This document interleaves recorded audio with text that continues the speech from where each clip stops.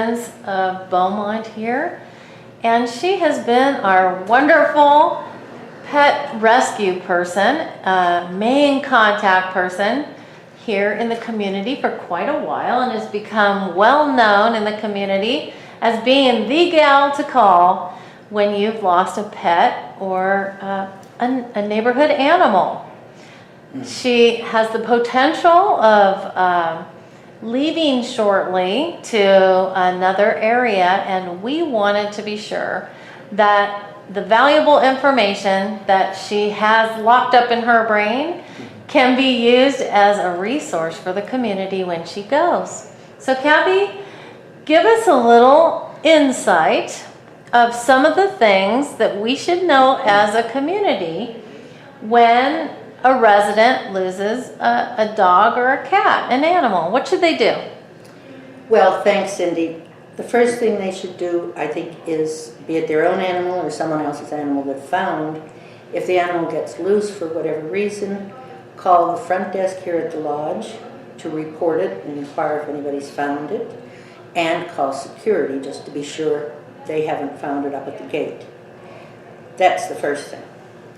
After that, if you have no luck, call the animal care people here in Beaumont. They're a wonderful team, several guys, Chris, Jack, and John, who will come out as quickly as possible, 7 days a week, and they will check for a chip. If the animal is chipped, they immediately respond, find the owner, and take the animal to the owner. So don't think about the animal care people as somebody who's going to just pick the animal up and get rid of it. Their first effort is to find the owner. On that schedule, you have to have your animal chipped in order for them to find the owner. The animal can be chipped at Banning Vet for a small fee, of course, or you can go to the clinic the first Saturday of the month. It's over near the police station on Orange Avenue. Have your animal chipped, even if it's a cat who's not supposed to get out. That way, if the cat does get out, they can check the chip and find it. We don't have any chipping facility here, but the vet will do it for free. You just go to Banning Vet on Ramsey and walk in, and the front desk people will check for the chip. You don't have to pay a fee or anything of the sort. So that's one of the main things. It also happens that we have pigeons, birds, all kinds of nice creatures in this community. And frankly, there was an injured pigeon. I called Animal Services. Chris came over immediately. The bird was too badly injured to be saved, but at least it didn't suffer and starve in our front yard. So again, they're a wonderful resource, and I hope you'll use them. As far as your own pets getting loose, dogs obviously are legally supposed to be on a leash at any time you're walking them. Some dogs do require a muzzle. You might think your dog's wonderful, but if the dog attacks other dogs or people, you're responsible. And it would mean your animal would have to be quarantined for weeks, if not months. So a muzzle does not hurt the dog. If it's a bigger dog and you have any doubts, I strongly suggest you get a decent muzzle to walk the dog. So aside from that, we have facilities here at the lodge several times a year. Hopefully the animal care people will be speaking here again, because they have in the past. They're a wonderful resource.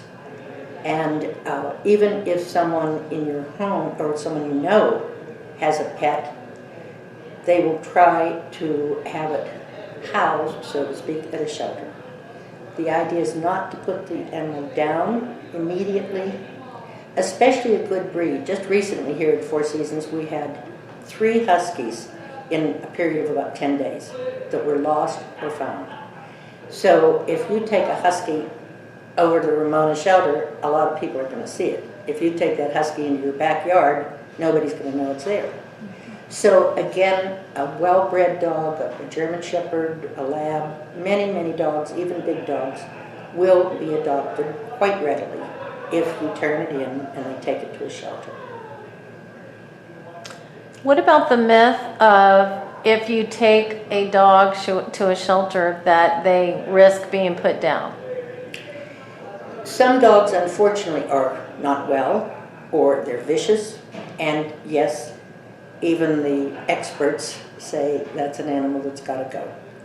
But generally speaking, as I say, many, many dogs, cute little puppies, big dogs, ugly dogs, find homes from the shelters. I mean, that's what they're there for, and they get hundreds of people through daily, if not weekly, and people adopt them.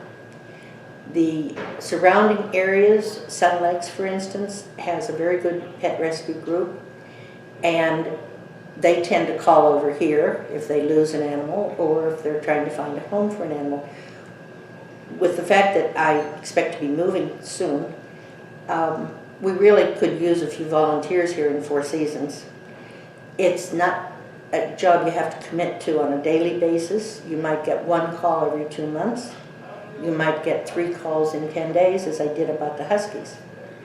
But it's a matter of, you know, you do what you can do, and you're helping the animal, you're helping the owner. If you know someone who's ill, try to let them know that you'll take responsibility for calling someone for them, family member if possible.